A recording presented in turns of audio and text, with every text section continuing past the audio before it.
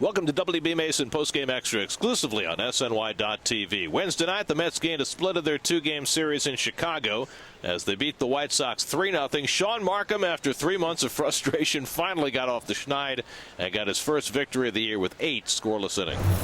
Tonight, I thought he kept the ball down very, very well, and I obviously, for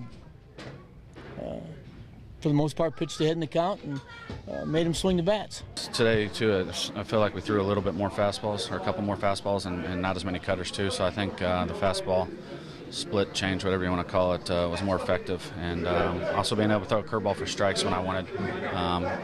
Got away with a couple, but for the most time, the ones I got away with, I think they were looking for something else, so it kept them off balance. Nobody likes to look up and see a zero in the win column under their name, especially when they're a pitcher, because we know and he knows and we know that he doesn't belong there. There should be some wins up there, but there isn't, and so I think this probably is a great kickstart for Shaun.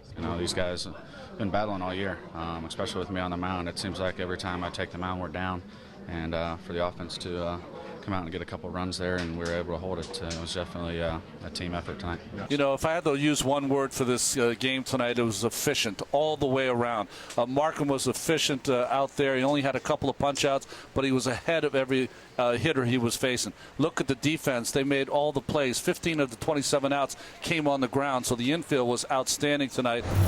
Definitely gives you more than a spark. It gives you a lot of confidence that if you make a mistake and it's hit right at somebody, that they're going to make the plays behind you. And like I said, Omar made some great plays today, turned some double plays. I thought we played some great defense. David made 2 or 3 good plays.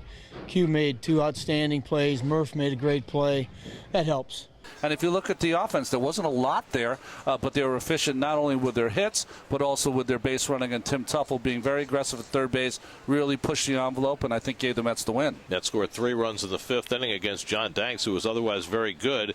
They got a couple of unearned runs in that inning, an error by Alexei Ramirez. And the contrast between the White Sox defense and the Mets defense was just startling. Well, last year the White Sox had the fewest errors in the American League, and this year their number is through the roof. So why? Who knows? But Ramirez, one of the most athletic players you were talking about, misplayed a Lagares, kind of a one-hopper, and then later Brand Morrell at third base was ruled a hit, but it was a play that probably he should make. So that was all the offense for the Mets in that inning. Compare that with the left side of the Mets infield. Quintanilla and Wright had a spectacular night, and the Mets win it 3-0, their 4th shutout win of the year. They're now 6-4 on the road trip with 1 more left to play, a makeup game in Denver against the Rockies on Thursday, late afternoon, Colorado time. It'll be Jeremy Hefner for the Mets. Tyler Chatwood goes for the Rockies. Our coverage begins at 5 o'clock New York time on Thursday with Cadillac first pitch on SNY. That'll do it for WB Mason Postgame Extra. Be sure to join us after every game for exclusive coverage on SNY.TV.